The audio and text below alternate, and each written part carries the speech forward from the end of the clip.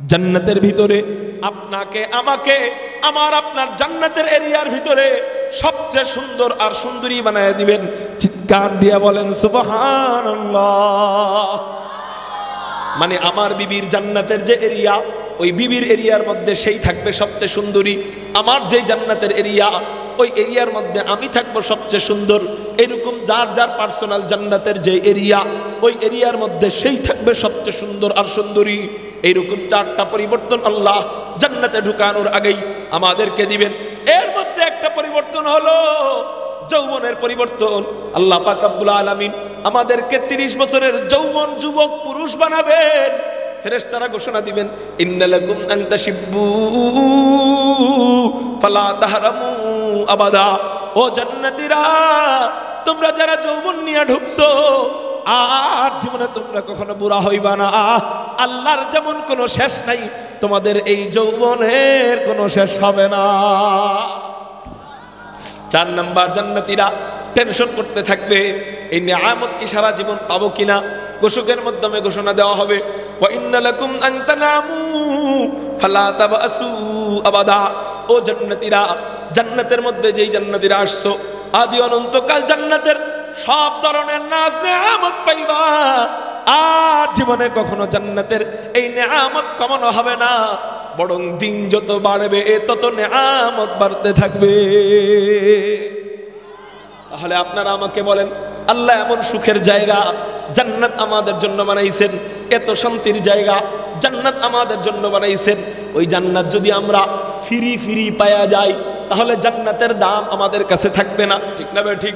জান্নাত যদি আমরা মাগনা পায়া যাই, তাহলে জান্নাতের মর্মতা আমাদের কাছে থাকবে না। এই জন্য আল্লাহ চাইলেন, এত দামি জান্নাত পাইতে হলে কিছুটা কষ্ট করতে হবে। এই কষ্টের বিনিময় জান্নাত যখন পাইবা, তখন জান্নাতের নাজ নিয়ামতের মর্ম বুঝবা। এছাড়া তোমরা বুঝবা না। ওই কষ্টের জন্য আমি আল্লাহ একটা ঘর নির্মাণ করলাম, ওই ঘরের নাম হলো দুনিয়া। ওই ঘরটাই হলো পরীক্ষার হল। আমি আল্লাহ তোমাদেরকে এই জান্নাতে ঢুকানোর জন্যই বিভিন্ন প্রকার ওয়াসাল্লামা তাসলিমান কাসীরান কাসীরা, খুসুসান আলা সাইয়্যিদিল মুত্তাকিন ওয়াল আবরার,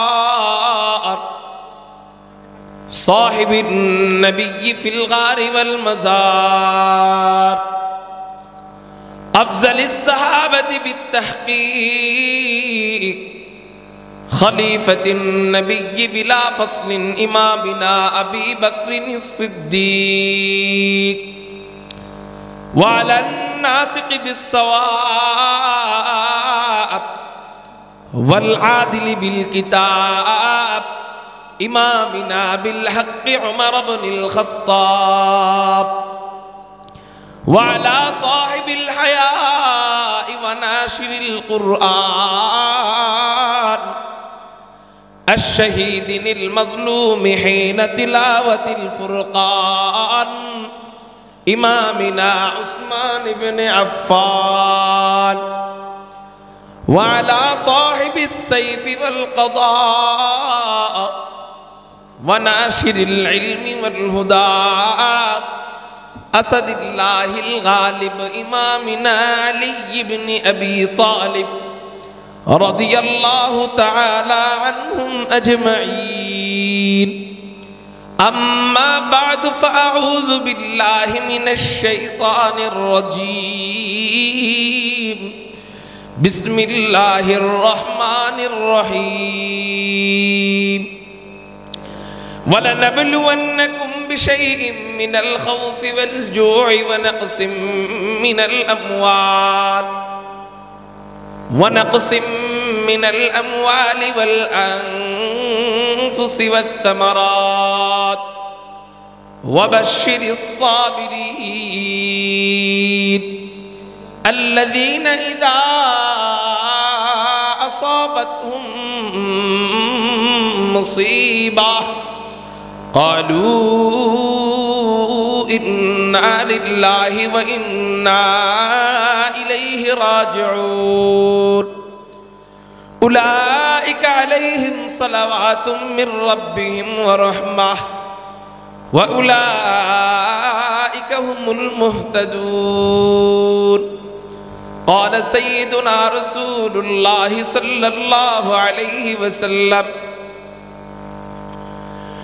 من يرد الله به خيرا يصب منه أو كما قال عليه الصلاة والسلام. صدق الله مولانا العظيم وصدق رسوله النبي الأمي الكريم ونحن على ذلك لمن الشاهدين والشاكرين والذاكرين والحمد لله رب العالمين. সকলে মহব্বতের সাথে দুরূদ শরীফ পড়ি। اللهم صل على محمد وعلى آل محمد كما صليت على إبراهيم وعلى آل إبراهيم إنك حميد مجيد. اللهم بارك على محمد وعلى آل محمد كما باركت على إبراهيم وعلى آل إبراهيم إنك حميد مجيد. سبحانك لا علم لنا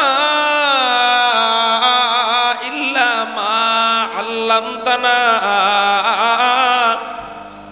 إنك أنت العليم الحكيم. हर लहज़ा है मोमिन की नई शान नहीं यार, हर लहज़ा है मोमिन की नई शान नहीं यार, गुफ्तार में किरदार में अल्लाह की बुरहान, गुफ्तार में किरदार में अल्लाह की बुरहान। ला इलाहा ইল্লাল্লাহ। একটু মালিকের নামের জিকিরটা মোহাব্বতের সাথে জোরে পড়ি। লা ইলাহা ইল্লাল্লাহ।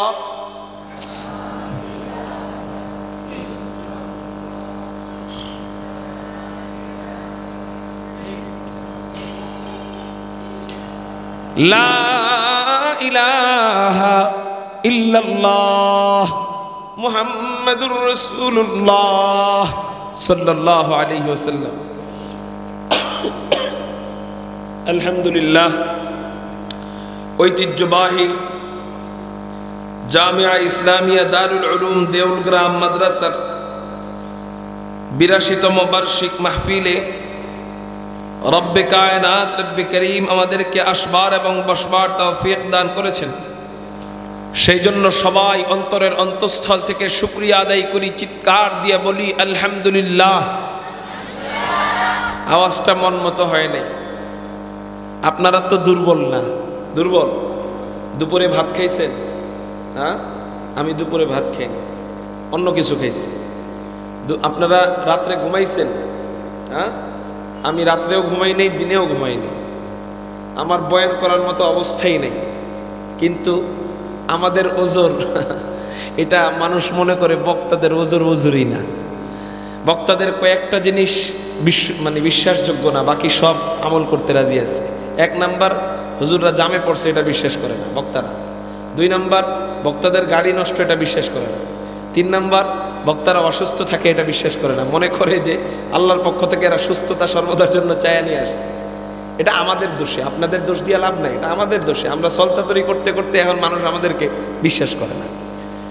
এখন বিশ্বাস করেন এটা যে আমার বয়ান করার মতো অবস্থা নাই, কিন্তু আপনাদের দোয়ার বরকতে এবং আপনাদের উৎসাহের বরকতে যদি বয়ান আসে, উৎসাহ কেমনে হবে? একটু আওয়াজ করব, আপনাদের প্রভাবে আমি প্রভাবিত হব, ঠিক না ভাই? ঠিক। একজনে দৌড়ায়, 1 কিলোমিটার দৌড়াইতে পারে মাত্র 5 মিনিটে, কিন্তু তার হাত বাইধা দেওয়া হলো। বলেন তো 5 মিনিটে দৌড়াইতে পারবেনি কেন? হাত দিয়ে তো দৌড়ায় না, কিন্তু হাত বাইধা দেওয়া হলে হাত চলার স্পিড কমে যায় কেন? বলে হাতের একটা সাপোর্ট আছে, শক্তি আছে, সেই শক্তি পায়ে পৌঁছায়। তা আপনাদের শক্তিতে আমি শক্তিশালী হব, আপনাদের প্রভাবে আমি প্রভাবান্বিত হব। এজন্য একটু চিৎকার দিয়ে বলি আলহামদুলিল্লাহ। এই সাউন্ডটা আমি চাই আপনাদের থেকে বয়ানের শেষ পর্যন্ত পাবো তো ইনশাআল্লাহ। মুহতারাম হাজিরিন, আমি আপনাদের সামনে একটি আয়াতে কারিমা তেলাওয়াত করেছি।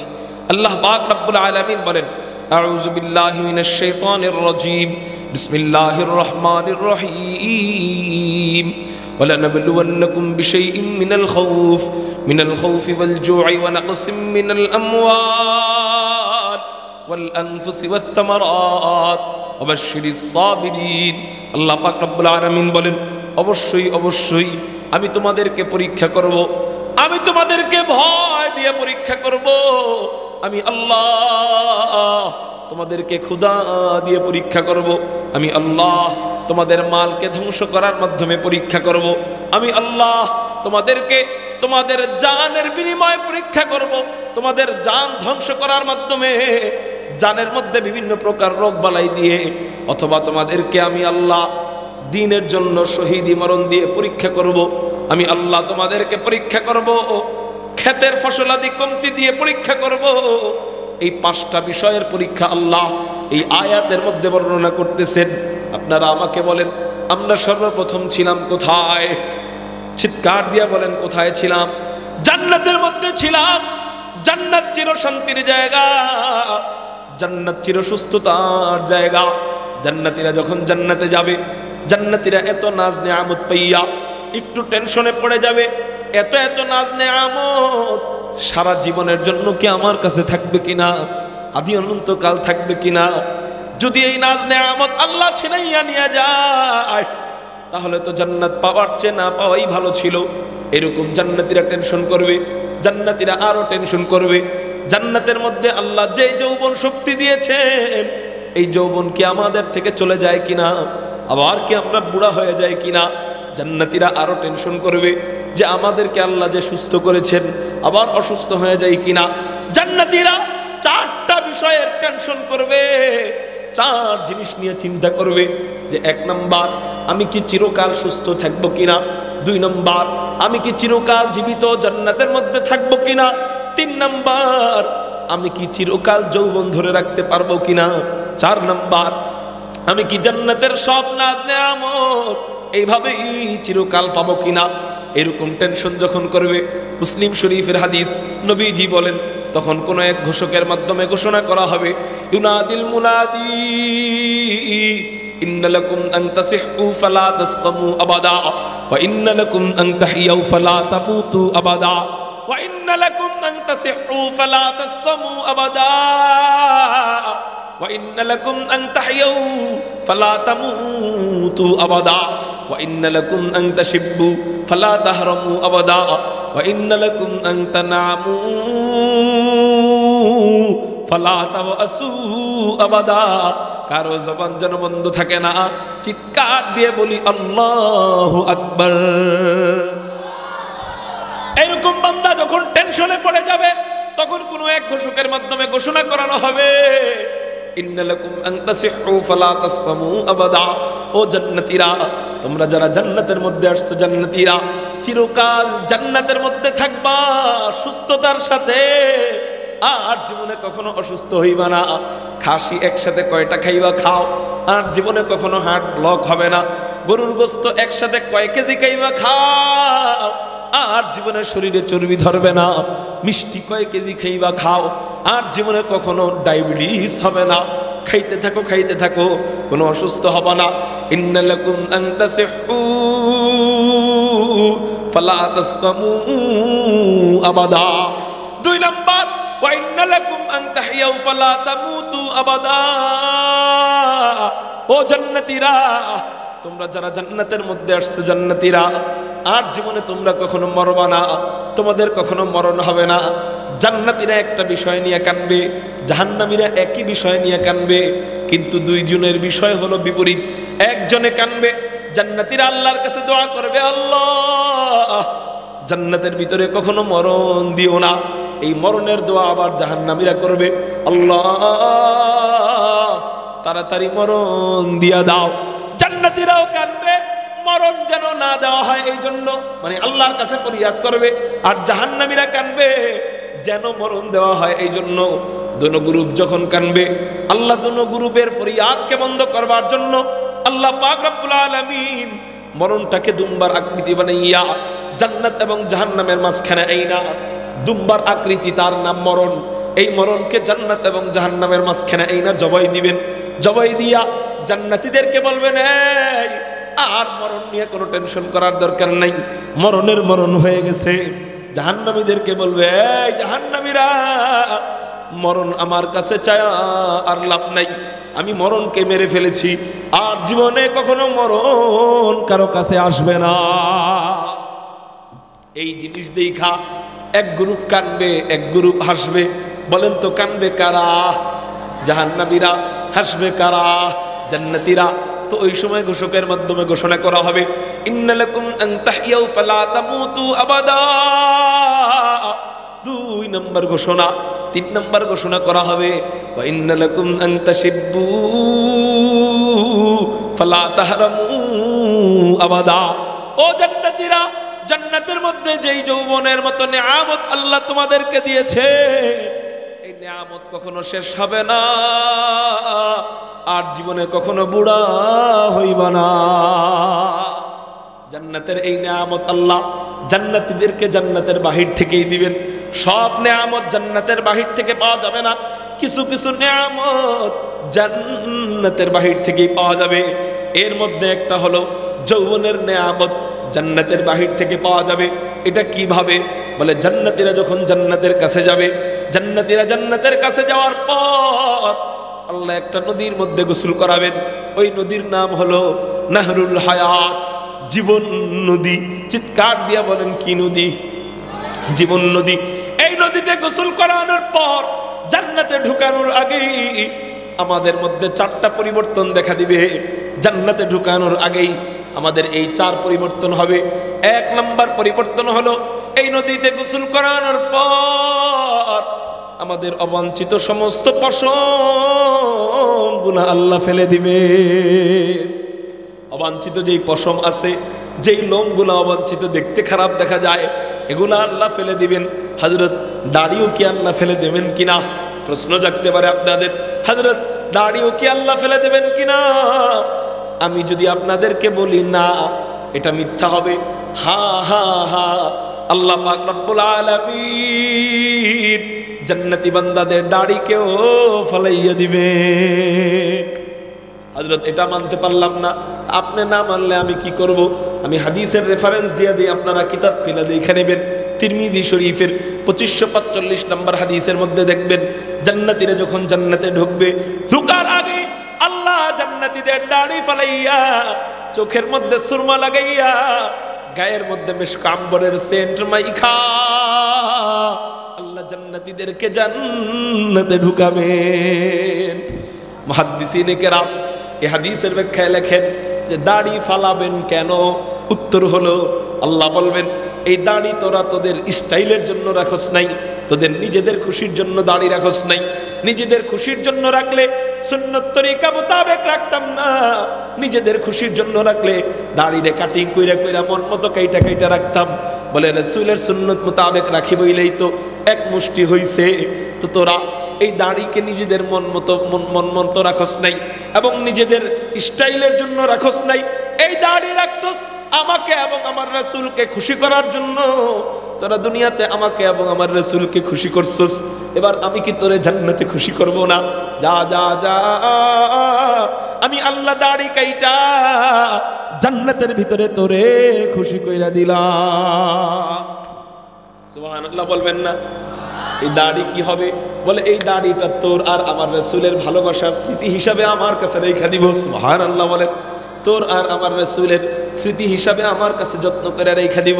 এবার হযরত আমার তো দাড়ি নাই, আমি কি করব?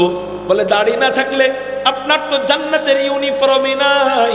আপনি যে নবীর উম্মত, এই নবীর উম্মতের সার্টিফিকেট তো আপনার কাছে নাই, ইউনিফর্মই তো আপনার কাছে নাই। মানুষ নেক আমল করবে নাকি বদ আমল করবে, এগুলা বর্তমানে অদৃশ্য, কিন্তু যখন হাসরের ময়দানে যাব তখন সব আমলগুলা দৃশ্যমান হয়ে যাবে। তখন বদ আমলগুলাও দৃশ্যমান হবে, নেক আমলগুলাও দৃশ্যমান হবে, কিন্তু শরীরের সাথে লাগানো থাকবে না। কিন্তু শরীরের সাথে লাগানো থাকবে যে আমলটা, সেই আমলটা হলো দাড়ি। এটা দেখে নবীজি চিনতে পারবেন, অনেকটা বুঝে যাবেন সে আমার উম্মত। কিন্তু দাড়ি কাইটা ক্লিন শেভ কইরা নবীর কাছে যায় যদি বলেন, ও রাসূল আমি আপনার দলের লোক, ফেরেশতারা ধাক্কা দিয়ে বলবে, লাথি মাইরা বলবে, একেতে তুই নবীর দলের না, আরেক হইল তুই মিথ্যা বলতেছস, নবীর দলের না আর তুই মিথ্যা বলতেছস। নবীর দলের যদি হইতি, তুই যদি বিএনপি হইতি, তোর মোবাইলের মধ্যে কোনো না কোনো ভাবে ধানের শীষের ছবি থাকতো, বিএনপির কারো না কারো ছবি থাকতো, কোনো না কোনো নেতার ছবি থাকতো, তোর ভাবভঙ্গিমায় কথাবার্তায় কোনো না কোনোভাবে বোঝা যেত তুই বিএনপি। তুই যদি আওয়ামী লীগের মিছিলে আসস, তাইলে তোর আওয়ামী লীগ, তুই যে আওয়ামী লীগ এর কোনো না কোনো প্রমাণ তোর কাছে থাকতো। তুই যে রাসূলের উম্মত এর প্রমাণ তোর দেহের মধ্যে কই? তো কোনো প্রমাণ তো নাই। যারা প্রমাণ নিয়ে যেতে পারবে তারা বলবে, তেরে মাহবুব কি ইয়া রব शबाहत लेके आया हूँ, हकीकत उसके तू कर मैं सूरत लेके आया हूँ, न अज़मत लेके आया हूँ न शौकत लेके आया हूँ, मोहब्बत लेके आया हूँ, मोहब्बत लेके आया हूँ। अल्लाह उस्मानेर আমলের মতো আমল আনতে পারি নাই, আল্লাহ ওমরের আমলের মতো আমল আনতে পারি নাই, আল্লাহ সিদ্দিক আকবরের আমলের মতো আমল আনতে পারি নাই, কিন্তু তোমার রাসূলের মোহাব্বত সাথে নিয়ে আসছি, অন্তত এই উসিলায় আমাদেরকে তুমি মাফ করে দাও। কথায় প্রসঙ্গে কথা চলে আসে। নবীজি একটা মরা খেজুর গাছে হেলান দিয়া খুতবা দিতেন। মসজিদে নববীর ভিতরে মরা খেজুর গাছে হেলান দিয়া লম্বা সময় পর্যন্ত খুতবা দিয়েছিলেন। খেজুর গাছটা মরা। এক মহিলা এসে বলল, ইয়া রাসূলুল্লাহ, ইয়া হাবিবাল্লাহ, আপনি যদি অনুমতি দেন তাহলে আমি আপনাকে একটা কাঠের মিম্বর বানাইয়ে দিব। আমার গোলাম চমৎকার করে মিম্বর বানাইতে পারে। নবীজি অনুমতি দিলেন, কাঠের একটা মিম্বর বানানো হয়। এই মিম্বর যখন মসজিদে নববীর ভিতরে আনা হলো, নবীজি এতদিন মরা খেজুর গাছে হেলান দিয়া খুতবা দিয়েছিলেন। ওই মিম্বর দেখার পর মরা খেজুর গাছ রাইখা মিম্বরে খুতবা দেওয়া আরম্ভ করছেন। বুখারী এবং মুসলিমের হাদিস, উপস্থিত সাহাবায়ে কেরাম সকলে সাক্ষী। সাহাবায়ে কেরাম শুনতে পাইলেন যখন নবীজি মরা খেজুর গাছ থেকে সইরা মিম্বরে যায় খুতবা দেওয়া আরম্ভ করছে, ওই মরা খেজুর গাছ শিশু বাচ্চার মতো হাউমাউ করে কান্না আরম্ভ করে দিছে। সুবহানাল্লাহ। আর আস্তে করে বলেন, আপনারা বারবার মরে যান কেন বুঝি না, জোরে বলেন সুবহানাল্লাহ। এর মুহতারাম ভাইও, মরা খেজুর গাছ নবীর মোহাব্বতে কান্দে। নবীজি মিম্বর রাইখা মিম্বর থেকে নাইমা মরা খেজুর গাছের কাছে আইসা মরা খেজুর গাছকে জড়াইয়া ধইরা চুমু দেয় আর বলে, এই মরা খেজুর গাছ, কান্দিস না, কান্দিস না, তুই আমারে মোহাব্বত করছস, এই আমার মোহাব্বতে একটু কাঁদছস, যা আমি নবী তোরে কথা দিলাম, এই যে তুই আমার মোহাব্বত করছস, এই এতটুক মোহাব্বতের বদৌলতে আমি নবী তোরে কথা দিলাম, আমি যখন হাসরের ময়দান থেকে জান্নাতে যাব, আমি নবী আল্লাহর কাছে সুপারিশ কইরা আমার সাথে তোরে নিয়া জান্নাতে ঢুকবো। এখান থেকে কি বুঝলাম? এখান থেকে বুঝলাম, আপনারা বলেন মরা খেজুর গাছের কি দাম? এই খেজুর গাছের তো কোনো দাম নাই, কাইটা কাইটা লাকড়ি বানানো হয়, কিন্তু নবীর মোহাব্বতে কান্নার কারণে নবীর সাথে জান্নাতে চলে যায়, নবীর সাথে জান্নাতে ঢুকে যায়, নবীর মোহাব্বতে। না না না, চা চা চা দিয়েন না, কিচ্ছু দিয়েন না। এই মাইক যদি ঠিক করে তাহলে আমার গলা ঠিক হবে। আপনারা আমার দিকে খেয়াল করেন। মেরে মোহতারাম ভাই, স্টেজে কোনো প্রকার খাবার দাবার এটা আমি পছন্দ করি না, আনলে আমার কথা বেজে যায়, আমার কিচ্ছু দেওয়ার দরকার নেই। আপনারা আমার দিকে খেয়াল করেন। আপনারা আমার কথা বুঝতেছেন না? আলহামদুলিল্লাহ। এখান থেকে আমি যেটা বুঝাইতে চাইতেছি সেটা শোনেন। ওই মরা খেজুর গাছ নবীর মোহাব্বতে অল্প একটু কাঁদছে, নবীকে একটুখানি মোহাব্বত দেখাইছে। এই মোহাব্বত দেখানোর কারণে আল্লাহু আকবার, নবী তারে নিয়ে জান্নাতে ঢুকবে। আপনারা আমাকে বলেন, মরা খেজুর গাছ একই নবীর কোনো উম্মত নাকি? মরা খেজুর গাছ নবীর কোনো উম্মত? মরা খেজুর গাছ নবীর কোনো আত্মীয়? এ নবীর কোনো আত্মীয় না, নবীর কোনো উম্মত না। তারপরেও নবীর জন্য একটু কান্নার কারণে নবীর সাথে যদি জান্নাতে যাইতে পারে, নবীর একটু মোহাব্বত দেখানোর কারণে নবীর সাথে যদি জান্নাতে যাইতে পারে, আমি আপনি তো উম্মত। মরা খেজুর গাছ বেশি দামি না আমি বেশি দামি? আমি বেশি দামি। আমি তো একটু মোহাব্বত দেখায় দাঁড়িয়ে রাখবো না, আমি দাড়ি রাখবো অনেক মহাব্বত দেখাইয়া, মরণ পর্যন্ত মহাব্বত দেখাবো। নবীকে হাসরের ময়দানে যাইয়া তখন বলতে পারবো, রাসূল এই কয়েক সেকেন্ড মহাব্বত দেখানোর কারণে মরা খেজুর গাছ যদি আপনার সাথে জান্নাতে যায়, আমরা তো কয়েক সেকেন্ড মহাব্বত দেখাই নাই, আমরা মহাব্বত দেখাইছি কয়েক যুগ, মরণ পর্যন্ত মহাব্বত দেখাইছি। আপনি আমাকে ফালায়া জান্নাতে গেলে আপনার ইনসাফ ঠিক থাকবে না, আপনি আমাকে রাইখা কেমনে জান্নাতে যাবেন? ওই মরা খেজুর গাছ একটু কান্নার কারণে ওরে নিয়ে যদি জান্নাতে যাইতে পারেন, আমি আপনার জন্য সারা জীবন মহাব্বতের সাগরে হাবুডুবু খাইলাম, আমাকে ফালাইয়া আপনি জান্নাতে কিভাবে যাবেন? এই কথা বললে বলেন ওই দয়াল নবী কেমনে আমাদেরকে ফালাইয়া জান্নাতে যাবে? এই জন্য যুবক ভাই, আজকে একটা পাক্কা ওয়াদা করো, যারা দাড়ি কাটছো ওই নবীর মহাব্বতে আর জীবনে দাড়ি কাটবা না। কারা কারা এই ওয়াদাটা আজকে আমার সাথে এই ঐতিহ্যবাহী দেউলগ্রাম মাদ্রাসায় করে রাখবা, আল্লাহর সাথে অঙ্গীকার করবা আর জীবনে দাড়ি কাটবা না, যত খারাপ দেখা যাক চেহারা, রাসূলের মহাব্বতে আমি দাড়ি রাখবো।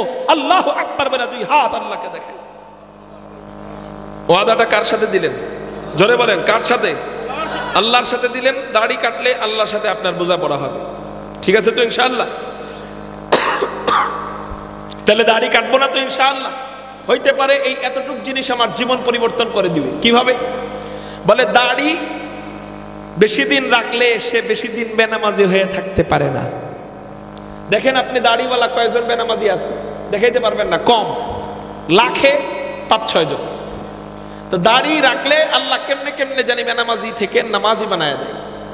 দাড়ি রাখলে সে দাড়ি নিয়ে মদের আসরে যাইতে পারে না, নাইট ক্লাবে যাইতে পারে না, ডান্স ক্লাবে যাইতে পারে না, গাজার আসরে যাইতে পারে না, দাড়ি নিয়ে চুরি করতে পারে না, জিনা আসরে যাইতে পারে না, ইফটিজিং করতে পারে না, দাড়ি নিয়ে স্কুল কলেজ ছুটির সময় মেয়েদের পিছনে পিছনে ঘুরতে পারে? তাহলে বলেন এই দাড়ি আমার জীবনকে পরিবর্তন করে দিতে পারে? ইনশাআল্লাহ কাটবো না তো ইনশাআল্লাহ? আল্লাহ তুমি কবুল করো, বলি আমিন। তো বলতেছিলাম জান্নাতে ঢোকার আগে কয়টা পরিবর্তন দেখা দিবে? 1 নাম্বার পরিবর্তন যে আল্লাহ আমাদের অবাঞ্ছিত সবগুলা লোম ফালাইয়া দিবেন, এর সাথে আল্লাহ আমাদের দাড়িটাও ফালাইয়া দিবেন। 2 নাম্বার পরিবর্তন হলো আল্লাহ পাক রব্বুল আলামিন আপনাকে আমাকে জান্নাতে ঢোকার আগেই 60 হাত লম্বা বানাইয়া দিবেন। 3 নাম্বার পরিবর্তন হলো জান্নাতে ঢোকার আগেই আল্লাহ পাক রব্বুল আলামিন আপনাকে আমাকে 30 থেকে 33 বছরের যুবক আর যুবতী বানাইয়া দিবেন। সুবহানাল্লাহ বলেন। এই যে এটা বলার জন্যই এই কথাটা বলতেছিলাম যে জান্নাতীরা যৌবন পাবে জান্নাতে ঢোকার আগেই। 4 নাম্বার পরিবর্তন হলো আল্লাহ পাক রব্বুল আলামিন জান্নাতের ভিতরে আপনাকে আমাকে আমার আপনার জান্নাতের এরিয়ার ভিতরে সবচেয়ে সুন্দর আর সুন্দরী বানায় দিবেন। চিৎকার দিয়ে বলেন সুবহানাল্লাহ। মানে আমার বিবির জান্নাতের যে এরিয়া, ওই বিবির এরিয়ার মধ্যে সেই থাকবে সবচেয়ে সুন্দরী। আমার যে জান্নাতের এরিয়া, ওই এরিয়ার মধ্যে আমি থাকবো সবচেয়ে সুন্দর। এরকম যার যার পার্সোনাল জান্নাতের যে এরিয়া, ওই এরিয়ার মধ্যে সেই থাকবে সবচেয়ে সুন্দর আর সুন্দরী। এইরকম 4টা পরিবর্তন আল্লাহ জান্নাতে ঢুকানোর আগেই আমাদেরকে দিবেন। এর মধ্যে একটা পরিবর্তন হলো যৌবনের পরিবর্তন। আল্লাহ পাক রব্বুল আলামিন আমাদেরকে 30 বছরের যৌবন যুবক পুরুষ বানাবেন। ফেরেশতারা ঘোষণা দিবেন ইন্নালাকুম আনতাশিব্বু ফালা তাহরামু আবাদা।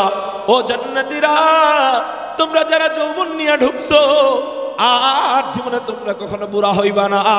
আল্লাহর যেমন কোনো শেষ নাই, তোমাদের এই যৌবনের কোনো শেষ হবে না। 4 নাম্বার, জান্নাতীরা টেনশন করতে থাকবে এই নিয়ামত কি সারা জীবন পাবো কিনা।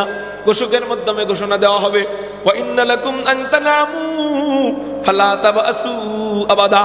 ও জান্নাতীরা, জান্নাতের মধ্যে যেই জান্নাতীরা আসছো আদি অনন্তকাল জান্নাতের সব ধরনের নাজ নিয়ামত পাইবা।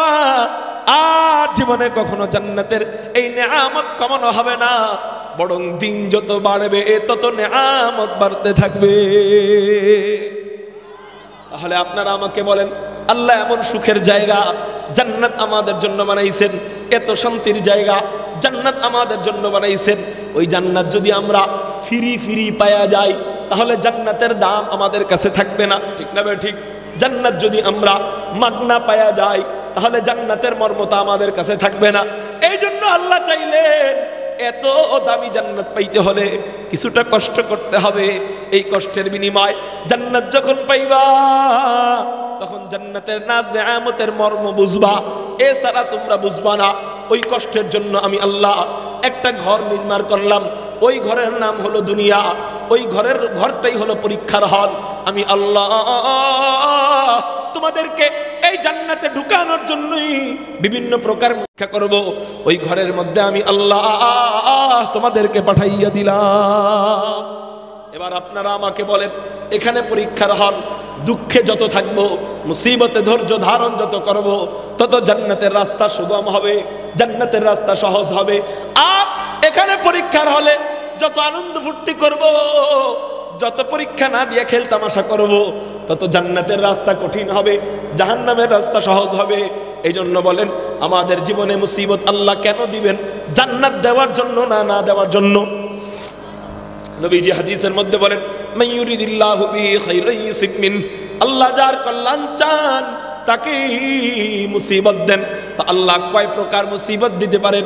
আমি যেই আয়াত তেলাওয়াত করছি এই আয়াতের মধ্যে আল্লাহ বর্ণনা করেন, আমি 5 প্রকার মুসিবত দিয়া আমার বান্দা বান্দিকে পরীক্ষা করব। 1 নাম্বার মুসিবত হলো কানের মধ্যে হাত দিয়ে কথা বলতেছি, এই জন্য নিজের কথা নিজের কানে যাইতে হয়, তাহলে কথা বলতে সুবিধা হয়, গলা ভাঙে না। মাইক অন্যদিকে ঘোরানো মনে হয়, এই জন্য কথা বলতে কষ্ট হইতেছে, এই জন্য কানে হাত দিলাম, অন্য কিছু মনে করেন না। মেরে মোহতারাম ভাইও তো বলতেছিলাম, আল্লাহু আকবার। আল্লাহ আমাদেরকে চিৎকার দিয়া বলেন, দুনিয়াতে মুসিবত দ্বারা আক্রান্ত করবেন। বেশিরভাগ ক্ষেত্রে কয় মুসিবত আসবে বলেন? 1 নম্বর মুসিবত, আল্লাহ আমাদেরকে ভয় দিয়ে পরীক্ষা করবেন। দুনিয়ার বিভিন্ন প্রকার ভয়, কখনো আওয়ামী লীগের ভয়, কখনো বিএনপির ভয়, কখনো জাতীয় পার্টির ভয়, কখনো মামলা মুকদ্দমার ভয়, কখনো হামলার ভয়, কখনো মায়ানমারের ভয়, কখনো ইন্ডিয়ার ভয়, কখনো পাকিস্তান হানাদার বাহিনীর ভয়, আবার কখনো কখনো চীনের উইঘরের ভয়, আবার কখনো কখনো ইসরায়েলের ভয়। বিভিন্ন প্রকার ভয় দিয়ে আমি আল্লাহ অবশ্যই অবশ্যই আমি তোমাদেরকে পরীক্ষা করব। এই পরীক্ষায় যদি সাকসেসফুল হতে পারো, আমি আল্লাহ তোমাদের জন্য সুসংবাদ রেখে দিয়েছি। আল্লাহ ভয় দিয়ে পরীক্ষা করছেন আমাদের সাহাবায়ে কেরামদেরকে। হযরতে সিদ্দিক আকবর দুনিয়ার ভয়কে জয় করছেন, হযরতে ওমর দুনিয়ার ভয়কে জয় করছেন, হযরতে আলী দুনিয়ার ভয়কে জয় করছেন, হযরতে বেলাল দুনিয়ার ভয়কে জয় করছেন। এই জন্য তাদের নাম স্বর্ণাক্ষরে লেখা। যারা দুনিয়ার ভয়কে জয় করতে পারে নাই, আল্লাহকে ভয় পায় নাই, দুনিয়ার পরাশক্তিকে ভয় পাইছে, এই সমস্ত আবু জাহেলদের বাড়িকে আল্লাহ কিয়ামত পর্যন্ত পায়খানার টাঙ্কি বানায়া দিছে। মানে যারা দুনিয়ার ভয়কে ভয় করছে, আল্লাহকে ভয় করে নাই, দুনিয়াকে ভয় করছে, ইমান ওই ভয়ের কাছে ইমানকে বিক্রি করে দিছে, আল্লাহ তাদেরকে দুনিয়াতেও লাঞ্ছিত করেছেন, আখিরাতেও লাঞ্ছিত করবেন। দুনিয়ার ভয়কে জয় করছেন আমাদের সাহাবায়ে কেরাম, নবী রাসূলগণ, আমাদের সালফে সালেহিনগণ, ইমামগণ, মুস্তাহিদগণ, ফকিহগণ, মুহাদ্দিসিনে কেরাম এবং আমাদের আকাবিরিনে কেরাম, ওনারা ভয়কে জয় করছেন।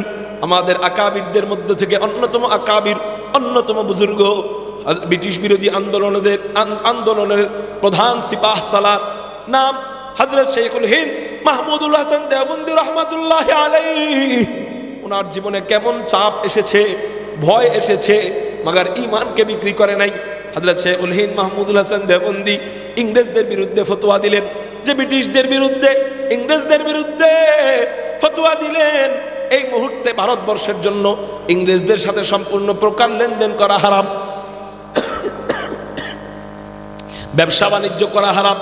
এই ফতোয়া যখন দিলেন, ইংরেজের পক্ষ থেকে গ্রেফতারির পরোয়ানা জারি হয়, শেখুল হিন্দ মাহমুদুল হাসানকে গ্রেফতার করা হোক।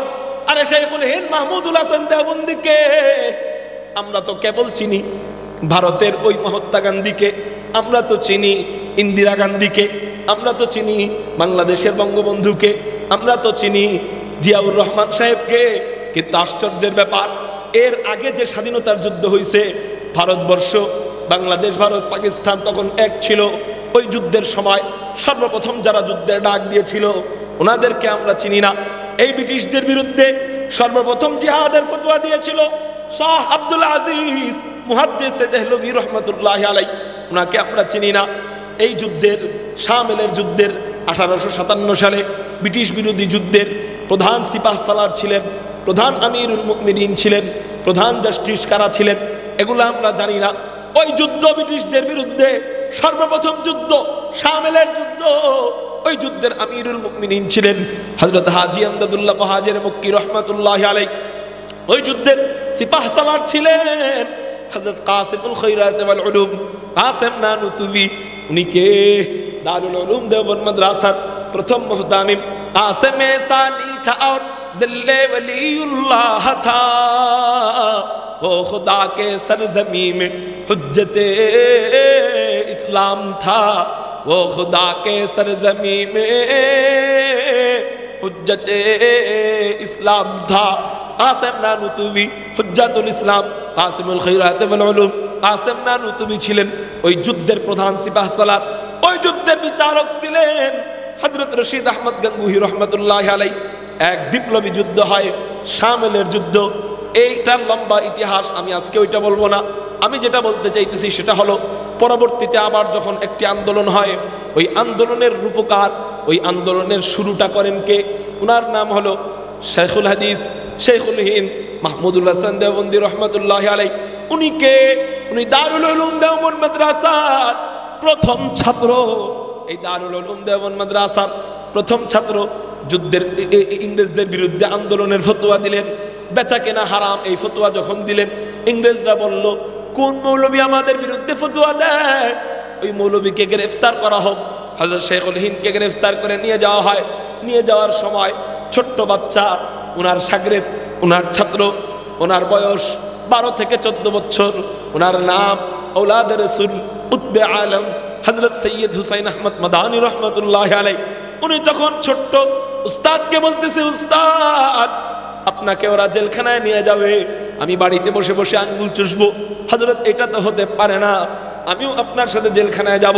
উস্তাদ বলে, বাবা আমি কে, আমার পরিচয় কি আর তোমার পরিচয় কি? অনেক পার্থক্য আছে। আমি উস্তাদ হইতে পারি, তুমি ছাত্র হইতে পারো, কিন্তু শোনো তুমি হলো আওলাদ রাসূল, নবীজির বংশধর।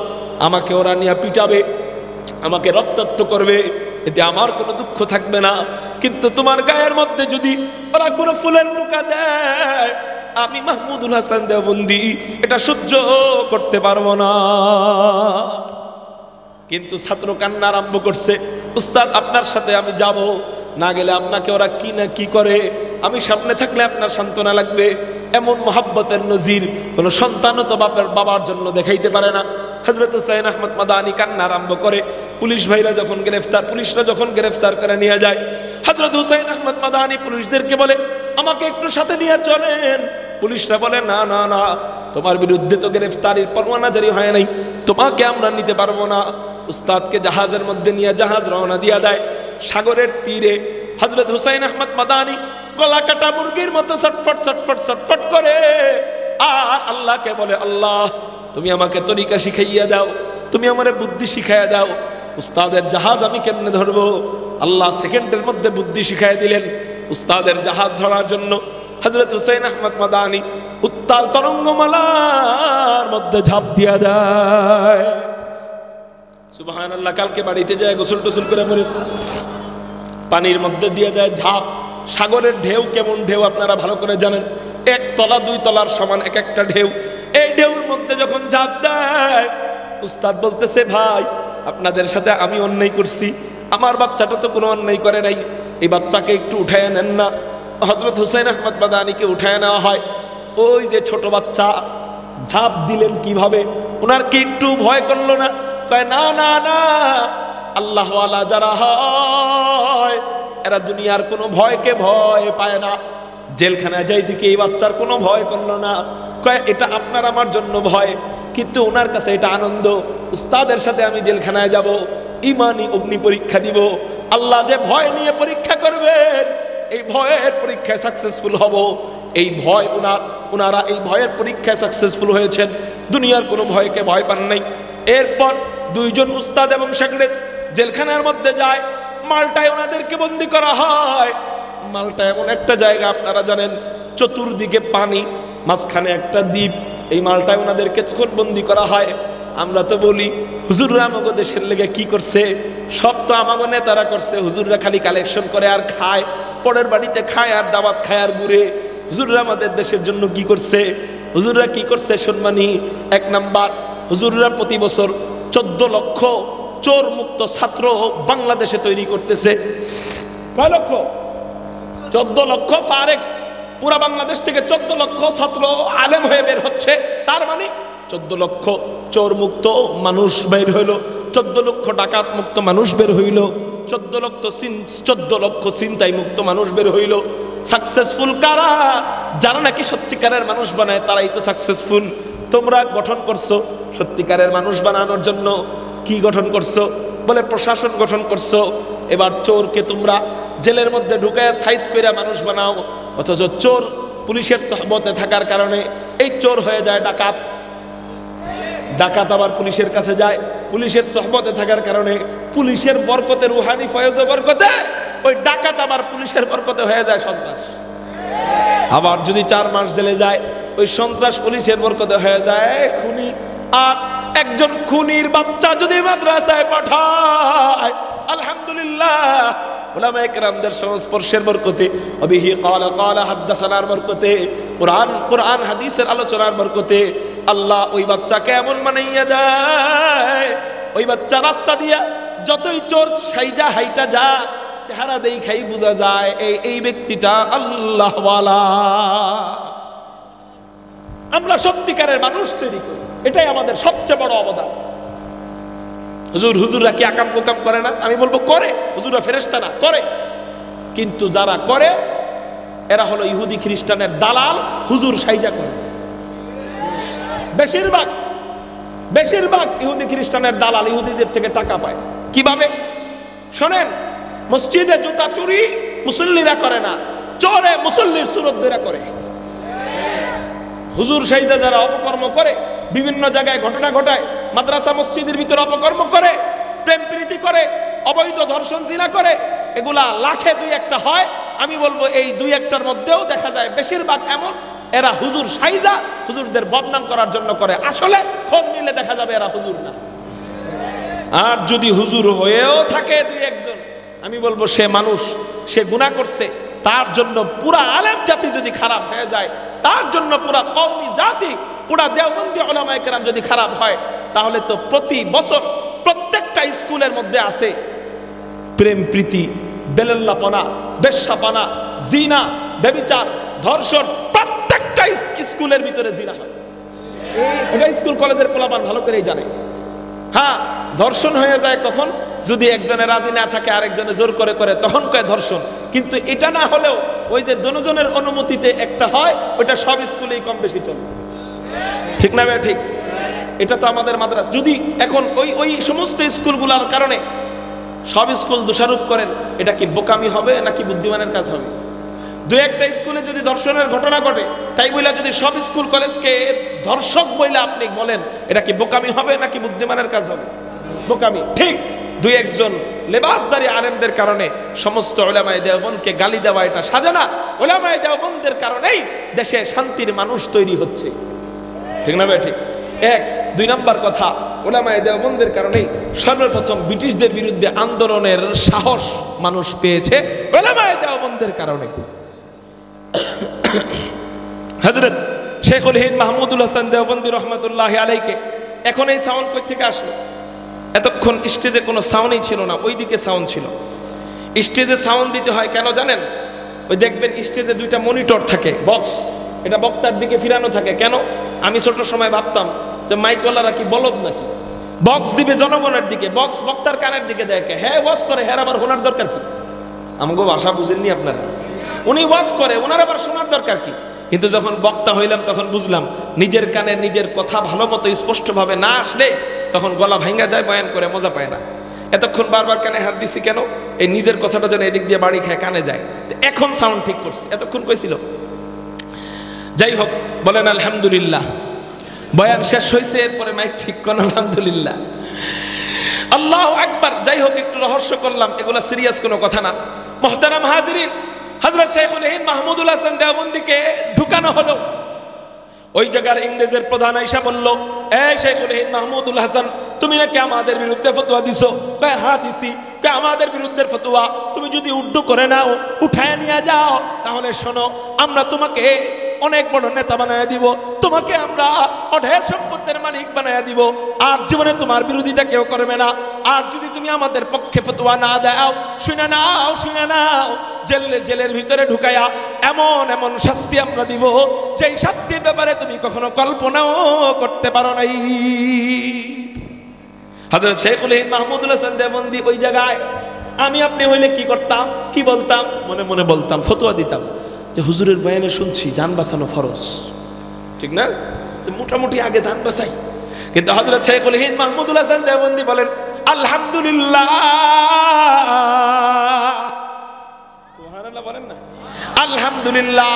কি রে আজীব অবস্থা, আলহামদুলিল্লাহ বলো কেন? তোমারে আমরা মারবো বললাম, তুমি বললা আলহামদুলিল্লাহ। হযরত শাইখুল হিন্দ মাহমুদুল হাসান দেওবন্দি বলে, এতদিন পর্যন্ত মনে করতাম নিজেকে ইমানদার, মনে করতাম এটা, কিন্তু আসলে কি সত্যিকারের ইমানদার হইতে পারলাম কিনা? আল্লাহ আমাকে দুনিয়ার ভয় দেখানোর পরে ওই ভয়ের কাছে আমার ঈমানকে হেফাজত করতে পারলাম কিনা, এই পরীক্ষার সুযোগ এখনো আসে নাই। আলহামদুলিল্লাহ, এই সুযোগ এখন এসে গেছে। তোরা তোদের শাস্তি দিয়ে তোদের শাস্তির পরীক্ষা চালাবি, আর ওই শাস্তির সামনে আমি আমার ঈমানি পরীক্ষা চালাবো। সবচেয়ে ছোট শাস্তি, 7 দিন পর্যন্ত কোনো খাবার দাবার দেয় নাই। 7 দিন পরে যাও তো যায় দেখো দুর্বল হয়ে গেছে কিনা, আমাদের পক্ষে ফতোয়া দেয় কিনা। 7 দিন পরে যাওয়ার পর 7 দিন কয় রোজার সমান, 7 দিন 14 রোজার সমান, 7 দিন আবার 7 রাত 14 রোজার সমান না খাইলে শক্তি থাকে এমন কোন বেটা আছে? শরীরে তো শক্তি থাকার কথা না। কিন্তু হযরত শাইখুল হিন্দ মাহমুদুল হাসান দেওবন্দির কাছে যখন পাঠানো হয়, দেখো তো শক্তি কমে গেছে নাকি। জেলের ঘর খোলার পরে ভিতরে তাকানোর পর দেখা যায় কোনো শক্তি কমে নাই, বরং 7 দিন আগে এই বুড়া আর গুড়া উস্তাদ এবং শাগরেদের যেমন শক্তি ছিল, এখন তার থেকে আরো বেশি শক্তি নিয়া মাওলা পাকের নামের জিকির চালায়া যায়। লা ইলাহা ইল্লাল্লাহ, লা ইলাহা ইল্লাল্লাহ, লা ইলাহা ইল্লাল্লাহ, সুবহানাল্লাহ। আরো শক্তি নিয়ে জিকির চালায়। ওনারা বলেন, আরে বুড়ারে তো এই না খাওয়ানোর ভয় দেখায় লাভ নাই, আরো কঠিন কিছু আছে নি। কয় কি? রড গরম কইরা কইরা এই বুড়ার পাছায় সেকা দিতে হবে। নাউজুবিল্লাহ বলে, রড গরম কইরা কইরা কোমরে সেকা দিতে হবে। হযরত শাইখুল হিন্দ মাহমুদুল হাসান দেওবন্দিকে হযরত হুসাইন আহমদ মাদানী কিতাবের মধ্যে লেখেন যে আমার উস্তাদ মুহতারামকে প্রতিদিন রাত্রে বেলা ইশারের নামাজের পরে একটা গোডাউনের মধ্যে নেওয়া হইতো। ওই গোডাউনের মধ্যে নিয়া রড গরম কইরা কইরা আমাদের উস্তাদ মুহতারাম, আমাদের রুহানি উস্তাদ, আমরা তাদের উত্তরসূরি, আমাদের উস্তাদ ওনাদের পিছনের মধ্যে রড গরম কইরা কইরা সেকা দিত, আর বলতো আমাদের পক্ষে ফতোয়া দে, তোরে এখনই মুক্ত করে দিব, পক্ষে ফতোয়া না দিলে কোনো মুক্ত করব না। হযরত শাইখুল হিন্দ মাহমুদুল হাসান দেওবন্দির এই সেকা দিতে দিতে পিছনের কোনো গোস্ত ছিল না, শেষ বয়সে ওনার কোনো এই জায়গায় গোস্ত ছিল না। হযরত হুসাইন আহমদ মাদানী বলেন, আমার উস্তাদের পিছনের পাঞ্জাবি উঠানোর পর দেখা যেত পিঠের নিচ থেকে কোমরের দিকে দেখা যেত কোনো গোস্ত নাই। রড গরম কইরা কইরা সেকা দিতে দিতে ওই জায়গায় হাড্ডিগুলা বের হয়ে গেছে, হাড্ডিগুলাও কালো কয়লার মতো হয়ে গেছে। এই অবস্থায় হযরত শাইখুল হিন্দ মাহমুদুল হাসান দেওবন্দি বলতেন যে তোরা এই শাস্তি দিয়া আমার ঈমানকে কেড়ে নিয়ে যাবি। শোন, আমি তোদেরকে একটা শাস্তি শিখাই দিই। কি শাস্তি? তোরা আমার টুকরা টুকরা কর, টুকরা টুকরা করে ওগুলো আগুনে নিক্ষেপ কর, এরপর আল্লাহ যদি আমার দয়া করে আবার আমাকে জীবন দান করে, আবারও টুকরা টুকরা করবি, আবারও আগুনে নিক্ষেপ করবি, আল্লাহ আবার যদি আমাকে জীবন দান করে আবারও এই শাস্তি দিবি, কিয়ামত পর্যন্ত এই শাস্তি চলাবি। তারপরেও তোদের এই পরাশক্তির কাছে আমি মাহমুদুল হাসান দেওবন্দি আমার ঈমান বিক্রি করব না। हर जखाही बास लेकिन अंधु के दीवाना बाश, বা মুহাম্মাদহু সে বাসু বা খুদা দিওয়ানা বাস। এই তো বলছিলাম আল্লাহর পাগল হইতে হবে, দুনিয়ার পরাশক্তিকে ভয় পাওয়া যাবে না, শুধু আল্লাহকে ভয় করতে হবে। হযরত শাইখুল হিন্দ মাহমুদুল হাসান দেওবন্দি যেমন দুনিয়ার কোন পরাশক্তিকে ভয় করেন নাই, ওনাদের এখান থেকে আমাদেরও শিক্ষা গ্রহণ করতে হবে, ইবরত হাসিল করতে হবে যে আমাদেরকে কখনো ঘুমের ভয় দেখানো হবে, খুনের ভয় দেখানো হবে, মামলার ভয় দেখানো হবে, হামলার ভয় দেখানো হবে, মেরে ফেলার ভয় দেখানো হবে, কিন্তু কোনো ভয়কে ভয় মনে করা যাবে না। এটাকে মনে করতে হবে আল্লাহর পক্ষ থেকে ঈমানি পরীক্ষা। এই পরীক্ষায় যদি আমি সাকসেসফুল হই তাহলেই আমি কামিয়াব। তাহলে বলেন আল্লাহ কয় জিনিস নিয়ে পরীক্ষা নেবেন? বলেন 5টা জিনিস। একটার সংক্ষিপ্ত ব্যাখ্যা করলাম, বাকি 4টার ব্যাখ্যা করব না, শুধু তরজমা বলবো। 1 নাম্বার আল্লাহ ওয়ালা নাবলুওয়ান্নাকুম বিশাইইম মিনাল খাউফ, ভয় দিয়ে পরীক্ষা করবেন। 2 নাম্বার ওয়াল জু, পেটের ক্ষুধা দিয়ে পরীক্ষা করবেন। 3 নাম্বার ওয়াল জুই ওয়া নাকসিম মিনাল আমওয়াল, আল্লাহ মাল ধ্বংস করে পরীক্ষা করবেন। 4 নাম্বার ওয়াল আনফুস, জানকে ধ্বংস করে পরীক্ষা করবেন। 5 নাম্বার ওয়াস সামারাত, ক্ষেতের ফসলাদি ধ্বংস করে আল্লাহ পরীক্ষা করবেন। এই 5 পরীক্ষায় যারা সাকসেসফুল হবে, যারা সবর করবে, আল্লাহর জন্য ধৈর্য ধারণ করবে, শরীয়ত বহির্ভূত কোনো কাজ করবে না। অভাব আসছে, সুদের পিছনে চলে গেছে কিনা, অভাব আসছে ঘুষের পিছনে চলে গেল কিনা, এরকম করবে না, আমি আল্লাহর জন্য ধৈর্য ধারণ করবে। তার জন্য সুসংবাদ, অবাশশিরিস সাবিরিন, হে নবী আপনি সাবের বান্দাদেরকে সুসংবাদ দিয়ে দেন। কি সুসংবাদ? 1 নম্বর সুসংবাদ উলাইকা আলাইহিম সালাওয়াতুম মির রাব্বিহিম ওয়া রাহমাহ, তাদের জন্য অনুগ্রহ এবং দয়া, ওয়া উলাইকা হুমুল মুহতাদুন। 2 নম্বর সুসংবাদ আমি আল্লাহ নিজে সার্টিফিকেট দিচ্ছি, ওই ধৈর্য ধারণকারী বান্দা হেদায়েত প্রাপ্ত ধারণকারী বান্দা হেদায়েত প্রাপ্ত দলের অন্তর্ভুক্ত। আল্লাহ আমাকে যেখানে হেদায়েত প্রাপ্ত দলের অন্তর্ভুক্ত বলে সেখানে আমার কিসের চিন্তা? আর হেদায়েত প্রাপ্ত দলেরা জান্নাতি নাকি জাহান্নামী? জান্নাতি। 2 নম্বর আল্লাহর পক্ষ থেকে ঘোষণা। 3 নম্বর ঘোষণা ইন্নাল্লাহা মাআস সাবিরিন, আল্লাহ মুসিবতে যারা ধৈর্য ধারণ করবে আল্লাহ সর্বদা তাদের সাথী থাকবেন। 4 নম্বর ঘোষণা নবীজি হাদিসের মধ্যে বলেন হাসরের ময়দান যখন কায়েম হবে, মিজান আনা হবে, দাড়িপাল্লা যখন আনা হবে, আল্লাহ ফেরেশতাদেরকে বলবেন এই হিসাব নিকাশ এখনো শুরু কইরো না, হিসাব নিকাশের আগেই আমার একটা কাজ আছে, অমুক অমুক অমুক অমুক অমুক অমুক বান্দাদেরকে তোমরা আলাদা করো। আলাদা করা হবে, আল্লাহ বলবেন এই বান্দাকে আগেই জান্নাতি বানায় দাও। ফেরেশতারা বলবে আল্লাহ এই দলটা কারা? যাদের হিসাব নিকাশ এখনো শুরু হয় নাই, হিসাব নিকাশের জন্য এখনো তুমি কোনো প্রস্তুতি নেও নাই। ও মওলা কারীম, এর আগেই তুমি এই দলকে জান্নাতি বানায় দিতেছো। ও মওলা এই দল কারা? আল্লাহ বলবেন এই দল আর কেউ না, এরা হলো যখন দুনিয়াতে যে কোনো ধরনের যে কোনো অবস্থায় মুসিবত আসতো, ভয়ের মুসিবত আসতো, ক্ষুধার মুসিবত আসতো, তখন বলতো না আরে এই মাদ্রাসার খানা ভালো না, অমুক মাদ্রাসার খানা ভালো, এটা ভালো না, ওইটা ভালো, এমুক পাক খারাপ, অমুক পাক ভালো, এগুলা বলতো না। ক্ষুধার পরীক্ষা দিত। এরকম করে 5টা পরীক্ষায় যারা সাকসেসফুল হয়েছে আমি আল্লাহ হিসাব নিকাশের আগেই এই দল বান্দাদেরকে জান্নাতি বানায়া দিলাম। তাহলে বলেন বিনা হিসাবে যদি জান্নাতে যাইতে চাই ধৈর্য ধারণ করতে হবে। যে কোনো মুসিবতে আল্লাহকে দোষারোপ করা যাবে না, শরীয়ত বহির্ভূত কোনো কাজ করা যাবে না। ধৈর্য ধারণ করব কিভাবে? ধৈর্য ধরা মানে কি? শুধু চুপ করে থাকা এটার নাম ধৈর্য ধারণ? কয় না, শুধু চুপ করে থাকবো, মুসিবত আসতে চুপ করে থাকবো, এটার নাম ধৈর্য ধারণ করা না। ধৈর্য ধারণ মানে ওই মুসিবত দূর করার জন্য কোনো শরীয়ত বহির্ভূত কাজ না করা। মুসিবত দূর করার জন্য শরীয়ত বহির্ভূত কি না করা বলেন? মনে করেন ঘরে অভাব, মাল সব ধ্বংস হয়ে গেছে, আল্লাহ তো বলছে আমি মাল ধ্বংস করে পরীক্ষা করবো, কিন্তু ধ্বংস হয়ে যাওয়ার পরে আপনি এখন কামাই রোজগার তেমন নাই, সুদের পিছনে গেলেন, বলেন এটা কি পরীক্ষা পাস হবে না ফেল হবে? এই জন্য ধৈর্য ধারণের অর্থ হইল শরীয়ত বহির্ভূত কোনো কাজ করবেন না, বাকি কান্নাকাটি যা করার সব কার কাছে করবেন? দোয়া করবেন আল্লাহর কাছে।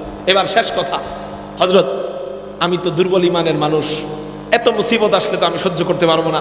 হযরত মুসিবত দূর হবে কিভাবে? 2টা বিষয়ে 2টা জিনিসের মাধ্যমে মুসিবত আল্লাহ দূর করে দিবেন। কি দূর করে দিবেন? যেইভাবে মুসিবত আসবে ওইভাবে আল্লাহ মুসিবত নিয়ে যাবে, আপনি টেরও পাবেন না। পেটের ভিতরে অপারেশন হয়, আমার পেট যদি আপনারা কাটেন আমি মরে যাব, কিন্তু বিবিদের পেট কাটা হয় বাচ্চা বের করার জন্য, মরে না কেন? একই তো, আমার উপরেও যেই মুসিবত তার উপরে একই মুসিবত, কিন্তু পার্থক্য হলো তাকে অবশ করা হয়েছে, আমাকে অবশ করা হয় নাই। ঠিক না বেঠিক? তাহলে আমার উপর মুসিবত আসবে, পরীক্ষা আসবে, কিন্তু আমি যদি এই দুই কাজ করি, ওই পরীক্ষা আল্লাহ যেমনে দিবে ওমনে নিয়ে যাবে। সেই দুই কাজ হলো, এক নাম্বার, কমপক্ষে প্রতিদিন 100 বার ইস্তেগফার। 100 বার কি? ইস্তেগফারের মাধ্যমে মুসিবত দূর হয়, পেরেশানি দূর হয়, সংসারে বরকত হয়, আয় উন্নতি হয়, ব্যবসায় বরকত হয়। আল্লাহ আপনার কি বলা হয়, যথানুযায়ী আসমান থেকে বৃষ্টি নাজিল করেন, ক্ষেত খামারে ফসল দান করেন। এটা আরেক আয়াতে আল্লাহ বলতেছেন, ওয়াস্তাগফিরু রাব্বাকুম ইন্নাহু কানা গাফফারা ইউরসিলিস সামাআ আলাইকুম মিদরারা ওয়া ইউমদিদুকুম বিআমওয়াল। আল্লাহ আসমান থেকে বৃষ্টি বর্ষণ করেন, ওয়া ইউমদিদুকুম বিআমওয়াল ওয়া বানিন। আল্লাহ মাল এবং সন্তানের মধ্যে বরকত দান করেন। সুবহানাল্লাহ। তাহলে বলেন, যখনই মুসিবত আসবে, আসুক চাই না আসুক, প্রতিদিন কমপক্ষে 100 বার ফজরের পরে অথবা মাগরিবের পরে ইস্তেগফার, আস্তাগফিরুল্লাহ। দিলে দিলে এই চিন্তা করব যে আল্লাহ, পিছনে যে গুনাহ করছি সেই গুনার জন্য আমি লজ্জিত, এখন মাফ চাইতেছি, সামনে এই গুনাহগুলো আর করবো না। এই 3টা জিনিস অন্তরে আইনা কি পড়বো বলেন? ইস্তেগফার, আস্তাগফিরুল্লাহ, আস্তাগফিরুল্লাহ, আস্তাগফিরুল্লাহ, 2 মিনিট। এরপরে প্রতিদিন যতটুক পারি এতিম অথবা মিসকিন অথবা মাদ্রাসা অথবা মসজিদে সদকা করব। কি করব বলেন? হযরত, প্রতিদিন তো আমি মাদ্রাসায় আসি না, তাহলে সদকা করব কিভাবে? শোনেন, বাড়িতে একটা ব্যাংক টোপা রাখবেন। ব্যাংক টোপা চিনেন? আপনাদের দেশে কি বলে? টাকা রাখে যে ব্যাংক, এরকম একটা ব্যাংক রাখবেন। প্রতিদিন রাত্রেবেলা বাড়িতে ফেরার পরে দেখবেন কিছু বাংতি টাকা থাকে, 2 টাকা 5 টাকা, ওগুলা ওই ব্যাংকে রেখে দিবেন, এই নিয়তে যে সবগুলো একসাথে হইলে এই ব্যাংক বললে আমি এটা মাদ্রাসায় নিয়ে দিব, অথবা মসজিদে নিয়ে দিয়ে দিব, অথবা এতিম গরিব ছাত্র যারা অসহায় তাদেরকে এই টাকা দিয়ে কোনো একটা পড়ালেখার ব্যবস্থা করে দিব। তো কি হবে? সদকায়ে জারিয়ার সওয়াব হবে, মারা গেলে কবরেও সওয়াব যাবে, হাসরের ময়দান মানে কিয়ামত পর্যন্ত এই সওয়াব চলমান থাকবে। এদিক দিয়ে দুনিয়াতে আপনার মুসিবত আল্লাহ দূর করে দিবেন। আল্লাহ আমাদেরকে যেই কথাগুলো বললাম বুঝবার, আমল করবার তৌফিক দান করুক। আমিন। ওয়া আখির দাওয়ানা আনিল হামদুলিল্লাহ। আসসালামু আলাইকুম ওয়া রাহমাতুল্লাহি ওয়া বারাকাতুহু।